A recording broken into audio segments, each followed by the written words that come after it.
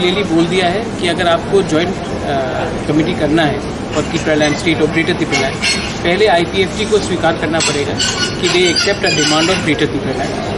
मैं उनका डिमांड को सपोर्ट करता हूँ, उनको भी मेरा डिमांड को ओपनली सपोर्ट करना पड़ेगा।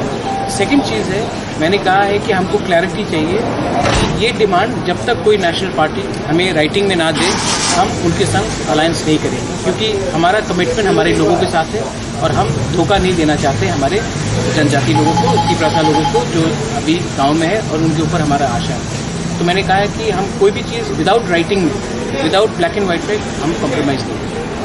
2023 में जो चुनाव होता है तो, लेकिन तृणमूल से आज तक मेरा कोई मीटिंग भी नहीं हुआ है, बात भी नहीं हुआ है। जो भी आए हैं, मेरा सुष्मिता के संग व्यक्तिगत तौर पर बहुत अच्छा रिलेशनशिप है, लेकिन इसका ये मतलब नहीं है कि मैंने कोई अलायंस के बारे में बात किया है।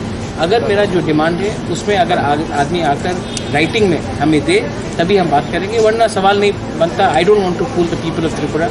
मैं त्रिपुरा के लोगों को झूठ बोलकर राजनीति करना नहीं चाहता हूँ। मैं अपने लोगों के लिए एक कॉन्स्टिट्यूशनल सोल्यूशन चाहता हूँ। जो भी हमें कॉन्स्टिट्यूशनल सोल्यूशन देने के लिए बात करेगा, हम बात करेंगे। अगर नहीं करेगा तो हम अलायंस नहीं करेंगे। Thank you. कोई ने मेरा बात नहीं माना तो मैं अकेला लड़ूंगा, और अगर जितना होता है लड़ेंगे, 30 सीटें 35 सीटें लड़ेंगे। और मैं बोल रहा हूँ कि मैं कॉम्प्रोमाइज़ पैसे के लिए, पोस्ट के लिए नहीं करूँगा, क्योंकि हमारा पोजीशन बहुत क्लियर है। जो पॉलिटिकल पार्टी हमारे संग आना चाहता है उनको हमें हमारा मुद्दा को एक्सेप्ट करना पड़ेगा और उनके संग अलायंस करना पड़ेगा। एक ह्यूमर